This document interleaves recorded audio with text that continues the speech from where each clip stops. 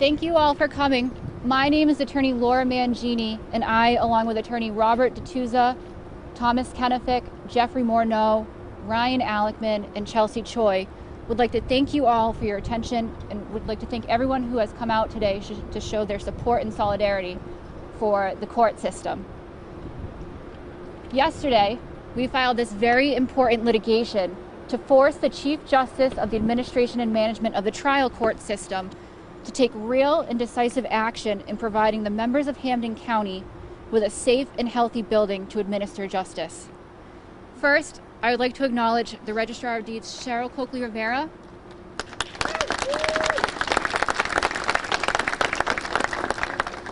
and former Executive Director of the Hampden County Bar Association, Judith Potter, for having the courage and leadership in agreeing to stand up for their colleagues, co-workers, and friends who are forced to enter this sick courthouse on a daily basis. As we all know, there's a long-standing history of environmental concerns at the Roderick Ireland Courthouse. People in this community have been complaining to those in charge out in Boston for decades about the conditions. This is not something that just happened overnight or over the past years. Starting back in about 2009, 2011 area, members of the union started to file health and safety grievances documenting the conditions in this courthouse. It's only gotten worse since then. Now we're facing mold issues, we're facing issues with the HVAC system. We need new AHU and FCU coils. There's leaking ceilings. There's flooding in the courthouse. Today there's flooding in the district court file room. These are long-standing issues that need to be remedied. People have also been begging for corrective action to be taken as they stand by and watch their friends and colleagues suffer from adverse health consequences due to these conditions in this courthouse. Sadly, these requests have been largely ignored by those in charge. Instead, they've attempted to provide a Band-Aid solution, but it's clear that those remedies are not enough at this time. Last week, we reached a critical crossroads when elected officials were forced to evacuate their employees from this courthouse due to the mold issues that they're facing. Hampden County deserves more than just a Band-Aid. We as a community deserve a real solution to the issues that we face. That is why Cheryl Rivera and Judith Potter have filed this litigation on behalf of not only themselves, but everyone who enters this courthouse. The judges, the clerks, the trial court officers, the probation department, litigants, lawyers, general members of the public. We've requested that a temporary restraining order be entered, preventing the trial court from ordering anyone to enter this courthouse until not only an independent environmental study is conducted, but also an epidemiological study to address the health issues that have been raised throughout the years. We've also requested that the court appoint a special master to oversee these studies because, frankly, Cheryl Coakley-Rivera and Judith Potter, along with everyone standing behind me, have lost faith and confidence that those in charge will do what is right and needed for this county. Now, I'd like to introduce Justice Graney, who's going to give a few words, and then we're going to have Senator Eric Lesser speak. After that, I'll be available to take questions if anyone has any. Thank you.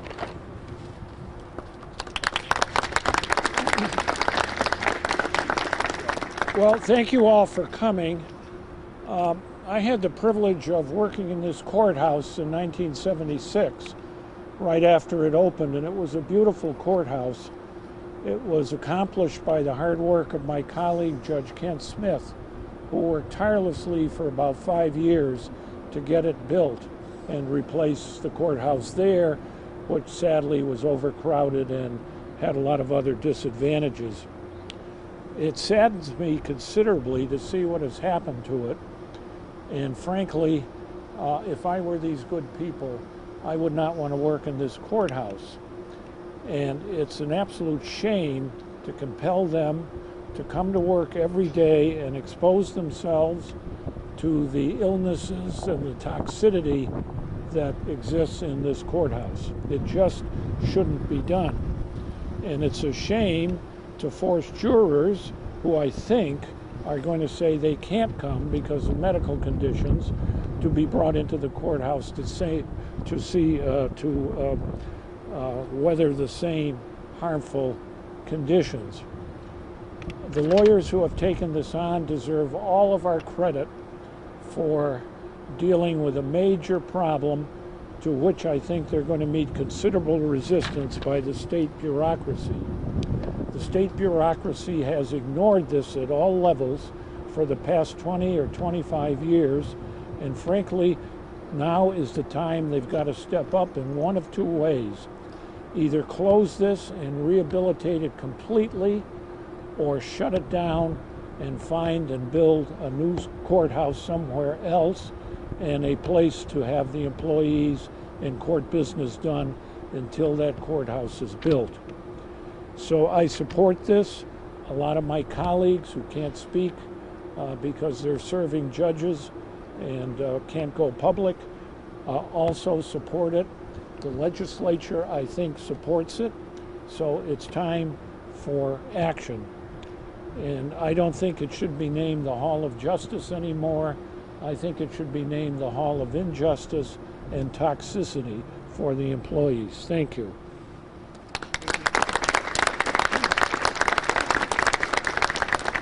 Thank you. Senator Lesser? Well, I'll be brief. First, I just want to thank you, Judith Potter, and you, Registrar Cheryl Coakley-Rivera. It takes a lot of courage to put your name on a lawsuit, especially one suing the state.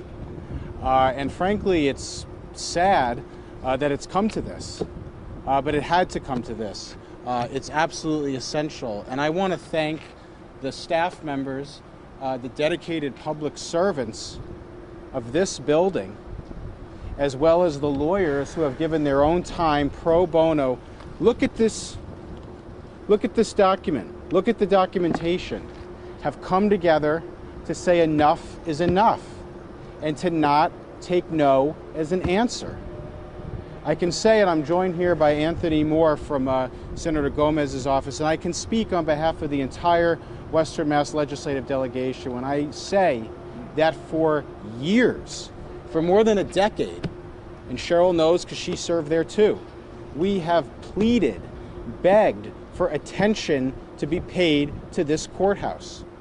After 2 judges got sick and passed away, and multiple staff members in this building have gotten sick, after documentation of mold, of HVAC failures, of ventilation failures, of air quality failures, the can just gets getting kicked down the road. They come in, they do an inspection, they reopen it, the same thing happens again. And meanwhile, the people behind me keep getting sick. So enough is enough. They have the money.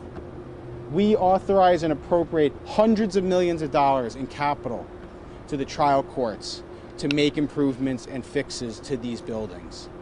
They have the money if they choose to spend it in Springfield. So let's just be honest for a second. Does anyone think for 1 second that if this was going on at a courthouse in Boston or in Newton or in Brookline or anywhere in Eastern Mass, that this would have been tolerated for 1 day? Does anyone think that? Can anyone with a straight face say that if this was going on in Middlesex County instead of Hampden County, that this would have been tolerated? Absolutely not.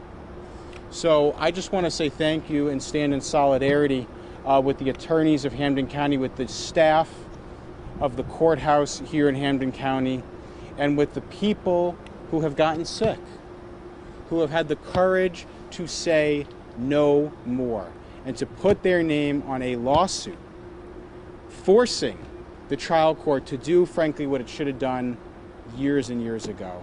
So I hope a resolution is found soon. It has to happen. Enough is enough. It's time for Western Mass to stand up for itself and fight for basic health and safety standards. This isn't about changing the carpet or putting a new fresh coat of paint on the walls. This is about fixing the mold and the air ventilation and the health and the safety of the people that work and visit here. Thank you.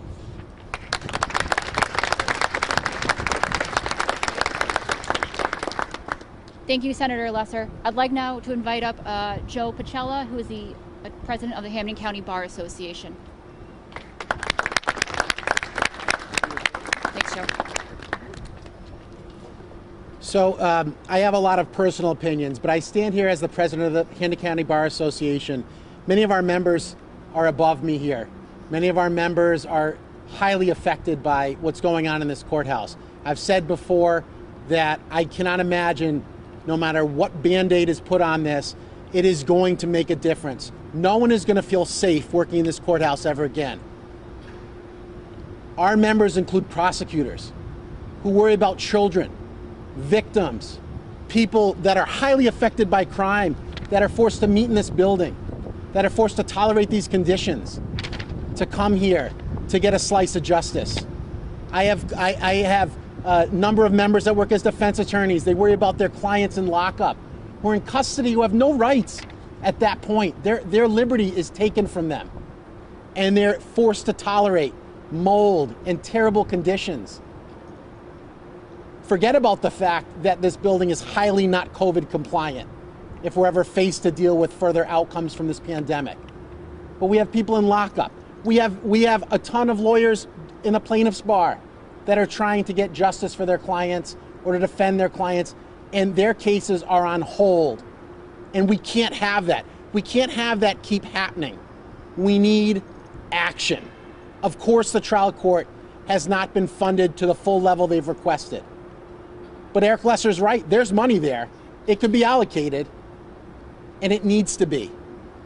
We've asked, we have a number of members working on a committee that deals with the building. And they've looked at it, and they've looked at it, and they've asked the trial court to keep analyzing what's going on. You could do a thermal study tomorrow and look at the water, the mold that's in the walls. Why hasn't that been done? 10 years, whatever it's been, 20 years. However long it's been. The windows are leaking water. These flat roofs are notorious for having all of the drain works not operate and fall apart. Have they scoped the drains in the roof? Why is water coming through the center of this building that's cantilevered out over a basement? Is there underground water? What's going on? We've heard asbestos, we've heard mold. Has the trial court released what the findings were of the air quality tests? What kind of mold, what kind of bacteria people have been breathing in? We should get that information. We have a right to know that before we go back in this courthouse. That's what our members demand. And I hope, based on all of the hard work here today, that happens. Thank you.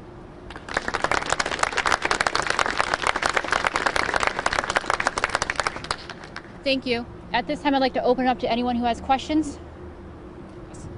What's the status of the judge's decision on the TRO? The TRO was filed yesterday at 3 o'clock. It is under advisement, but as of this meeting, it has not been ruled on yet. We do expect a ruling hopefully shortly. We filed it ex parte and also asked for a short order, which means that the judge would put it down for a hearing in a couple of weeks, and that way the defendants have the ability to come in and explain to us why they think we should actually be forced back into the courthouse. Sorry, I just have one other, and that's what, not to put you on the spot, Senator Lester, but I've been covering this from the beginning, and I feel like I only see legislators when there's a press conference. And I feel like there's not been that kind of unrelenting pressure by the legislature. Do you feel like it's time for that? Well, so actually there has been pressure put on the trial court for a number of years. There was money given to the trial, or allocated, appropriated to the trial court for a feasibility study. It was not used.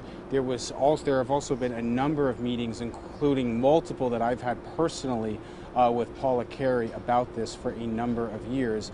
Frankly, they keep telling us the same thing that I said in my remarks, which is that they're doing incidental studies, they're testing out the water, they're testing out the mold, they're testing out the air quality, and then they're reopening the building. But we can't take no for an answer at this point. And I do think you're going to see continued focus by the legislature on this, but ultimately they have to make the decision to fix their own buildings. And so that's why this lawsuit is so important, because if they're not going to step up and do that with the money we've appropriated to them, then potentially the law and a judge is going to order them to do it. Yep.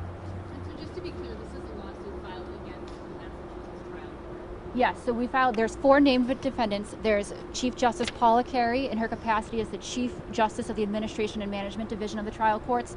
We filed suit against John Baio in his capacity as the court administrator of the Massachusetts trial courts. Charles Chuck O'Brien in his capacity as the Director of Facilities Management and Capital Planning Department of the trial court. And we also included Carl Gladstone in her capacity of the Commissioner of the Division of Capital Asset Management.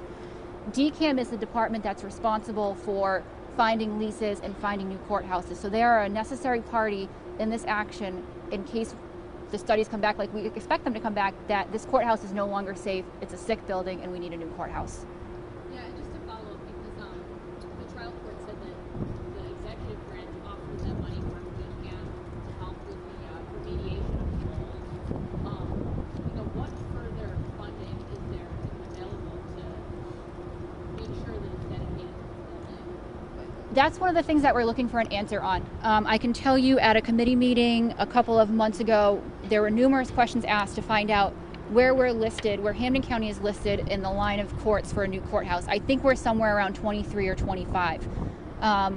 We asked, how do we move ourselves up since you're having so many health issues? Are other courthouses having these sick adverse health consequences at their courthouses? We can't get a straight answer out of DCAM. We can't get a straight answer out of CJAM. We don't know how to move up. We don't know how much money is needed. I know Senator Lesser at one of the meetings suggested trying to use some of the COVID relief funds, but there was no real answer to that either. So at this point, we are unsure. And that's one of the things that we're looking for in this complaint is full and complete disclosure of all the reports, all the studies, all the air quality tests, all the financial reports, because frankly, we believe there's a lack of transparency going on right now as well. Does anyone know how much money has been spent thus far on this issue in terms of analyses and consultants? Is there a figure on that? I'm not sure of the exact figure. I've heard different numbers. I believe it's at least in the hundreds of thousands. There's been EH&E came in and did 2 separate studies. Tig and Bond has come in and done a study. Those studies both said the same thing. The HVAC system needs to be replaced. The FCUs need to be replaced. They're original to the courthouse. They're 50 years old and they only last for 35 years. And nothing's been done. We have no idea how much money is now being spent on what was supposed to be a weekend project and is over a week long and going through the rest of the weekend. So I know the trial court kind of ordered crews to come in here. I think it was last week, basically after Diego Looney evacuated his staff members. So what was really done then? I know you kind of referred to it as like a temporary Band-Aid on the solution. So what was kind of done and how does it look now, right now? As in the last week? Yeah. So we know that someone has been brought in to start remediating the mold. Again, that was supposed to be a weekend issue, but it keeps being extended, which leads me to believe that there's a more evasive and pervasive issue than they actually thought. And these tests, we were supposed to get air quality test results last Friday. That got pushed to yesterday. We got an email at 8:40 last night saying that no, we're going to get them this weekend. So they are at least doing some of the chemical procedures to remove some of the mold, but we know that they're not testing behind the walls or anything like that. Oh, okay. Any other questions? All right. I'd like to thank you all for coming out, and we appreciate your support. Thank you.